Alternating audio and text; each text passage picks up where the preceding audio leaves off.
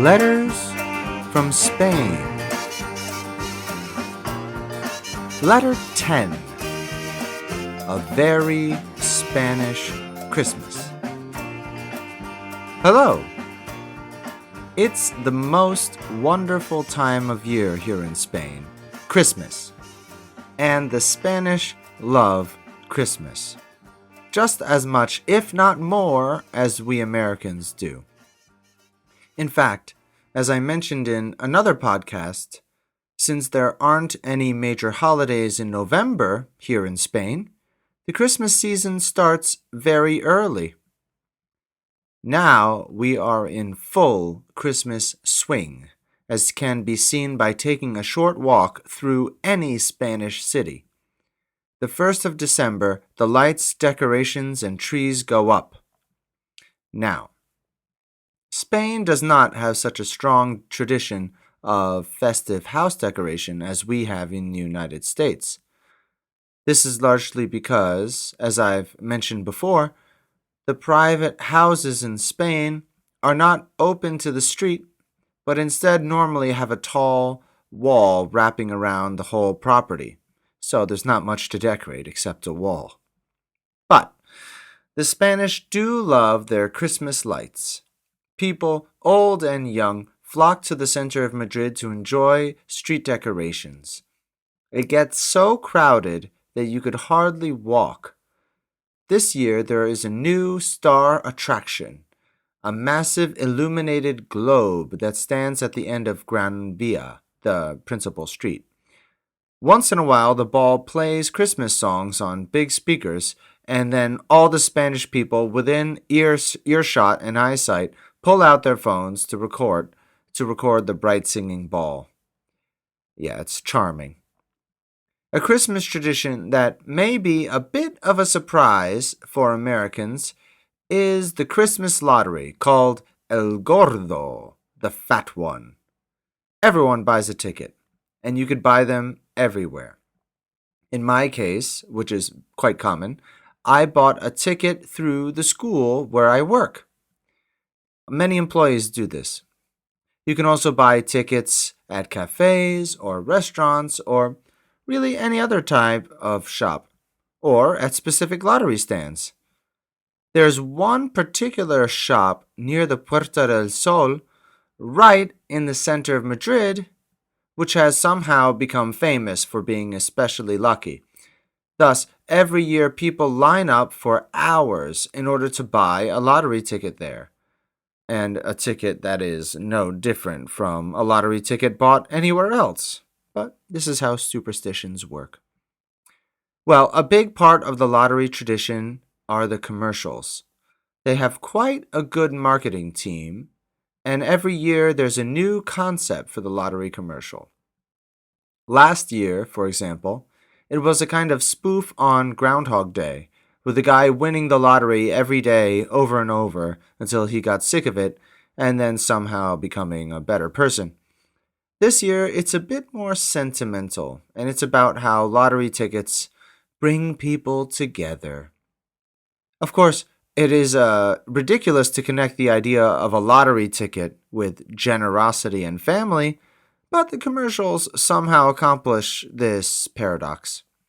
In any case, if I win, you can be sure that the production values of this podcast will be going up. Well, Spain has more wholesome Christmas traditions too. A big part of the Christmas season is the food. There are many types of seasonal sweets.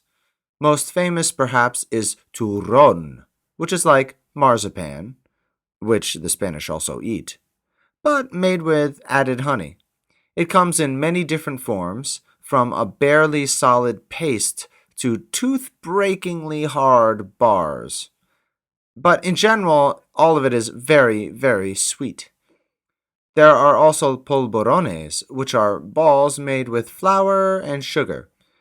They have very little water or fat in them, which makes them sort of dry, dusty, and powdery to eat.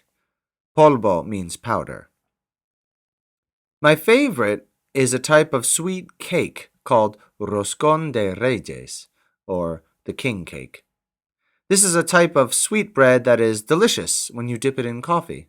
It reminds me a lot of something my dad makes around Christmas time, which he calls Swedish cardamom coffee braid. Traditionally, a small toy is baked into the cake, and if you get this, the toy, it's considered good luck.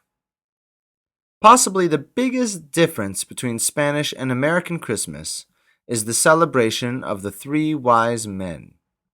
In Spanish, they are called the Tres Reyes Magos, which translates to something like the three magic kings, or perhaps the three magi kings. In Spain, the Day of the Magic Kings, which is January 6th, a day that we call Epiphany in English, is almost as important as Christmas itself. And the Magic Kings also deliver presents to little Spanish children. So, Christmas season in Spain is long indeed, since the holiday extends from before Christmas all the way to the 6th of January, and the children get presents twice. Lucky children. I should also mention the Cabalgata de los Reyes, a massive parade held on January 5th with giant floats and people dressed up as the wise kings. It's supposed to be really nice. Unfortunately for me, I've never seen it. Normally, I'm home for Christmas break. Connected with the importance of the three wise men is the popularity of nativity scenes. In Spanish, this is called Belén, which is the translation of Bethlehem, of course, where Jesus was born. Nativity figurines are sold everywhere, and it's very common for Spanish people to have little nativity scenes in their houses. In Spain, there's a special twist to their nativity scenes, though, which comes from Catalonia. This is to include a little person defecating in the corner of the scene called the caganer, which is Catalan for the pooper. The tradition of nativity scenes is just another example of how Spain can be intensely Catholic in its culture, while at the same time divorcing Catholicism from actual religiosity. There are many people who would call themselves atheists who still have nativity scenes in their houses. It's just a basic part of culture.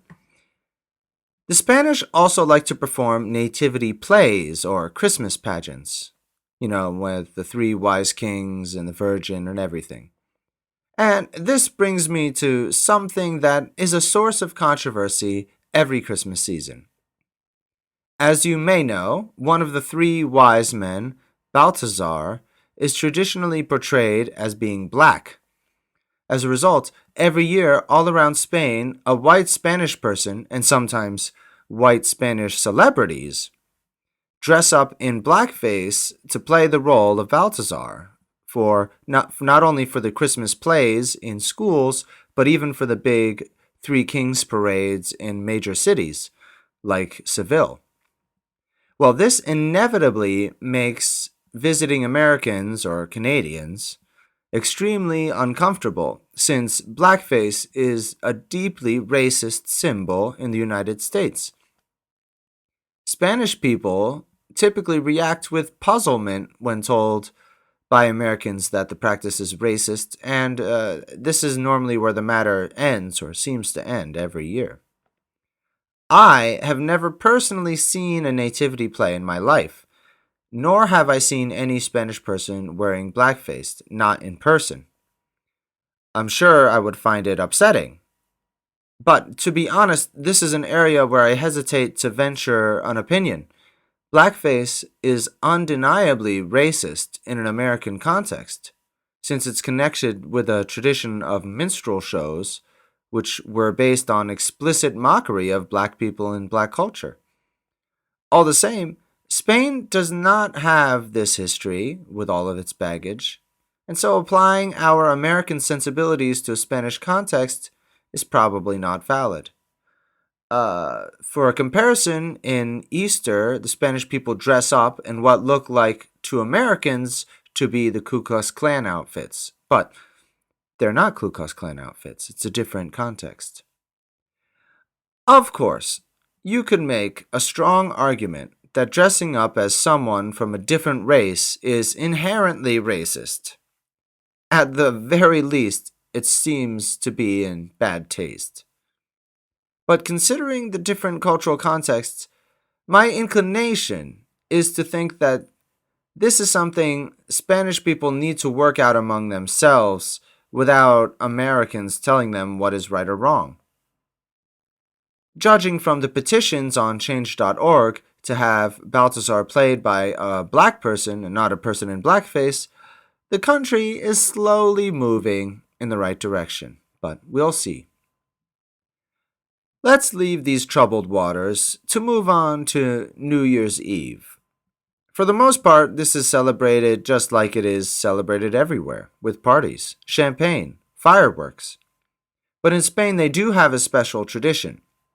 As you count down from 12 to 0 and try to eat one grape every second. That's 12 grapes total, 1 per second. It's not easy. Some Spanish people don't like grapes, so they eat little pieces of chocolate. The idea is that if you can eat 12 grapes in those 12 seconds, then you're going to have good luck for the new year. I've only done it once, and I almost died. Well, there are just a couple more differences I should mention between the Christmas season in Spain and in the United States. I forgot to mention that most Spanish homes don't have fireplaces, so they have to hang their stockings somewhere else. Some people put it on the tree, some people on a window, on a door. Another difference is that since Spain doesn't really have big forests, virtually everyone in the country uses plastic trees. Probably this is a lot better for the environment, since they don't need to cut down millions of trees every year, like we do in the United States. But I have to admit, a real Christmas tree just has a lot more romance, besides having a better smell. As the last difference, you are unlikely to get a beautiful snowy Christmas anywhere in Spain unless you live up in the mountains. As for me, I'll be heading home. Christmas, after all, is a time to spend with family and old friends. It's also not a time for making podcasts, so this will be my last episode of 2019. It's been a good run. In a week, I'll be sitting in my house, wrapped in a blanket, and eating some of my mom's delicious cooking. And I'll be sure to bring some Spanish turrón home to New York too. Happy holidays.